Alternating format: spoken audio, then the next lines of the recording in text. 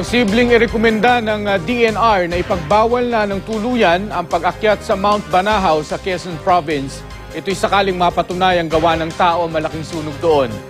Sa ngayon, nagpapatuloy ang paghahanap sa 6 na namamanatang natrap sa bundok dahil sa sunog.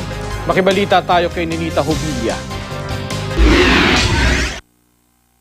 Kasunod ng malawak na sunog sa Mount Banahaw na sumiklab noong Miyerkules, 2 rescue team na may tig-10 miyembro ang tumulak paakyat ng bundok para hanapin ang 6 na nawawalang pilgrim.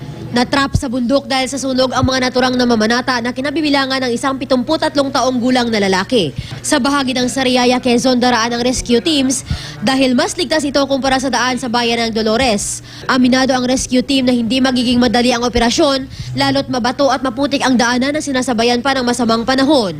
Sa barangay po kasi naglag, ito po ay kinakailangan lamang na hindi lalabas po o nandito lang po tayo sa loob ng barangay. So pag lalampas ka po ng moratorium, ito po yung sinad ng PAMBI kung saan po may mga bakod sa taas na hindi po tayo pwedeng lumampas. So may nakaalat lang po lugar kung hanggang saan po pwede yung mga pilgrims. Ang 5 iba pang kasama ng mga pilgrim nakababa na bandang alas 7:30 kagabi at dumiretso sa Dolores Police Station para sumailalim sa investigasyon. Wala raw permit ang grupo ng umakyat sa bundok nitong linggo. Iimbestigahan silang lahat lalo't lumabas sa inisyal na investigasyon na nagsimula raw ang sunog sa Mount Banahaw sa itinirik na kandila ng mga namamanata. Halos 24 oras tumagal ang sunog bago kusang namatay pasado alas 5 ng hapon kahapon. Tinatayang nasa 50 hektarya ng bundok ang napinsala. History, sa amin po sa statistika, talaga pong wala namang sunog nagaganap sa Mount Banahaw. Ang lupa po sa Banahaw ay moist, kagaya po ng sa Makiling. Kaya ang tendency talaga dyan ay hindi pa pwedeng attributed ito sa radiation transfer of heat coming from the sun. Unang-una nangyari yan ay gabi.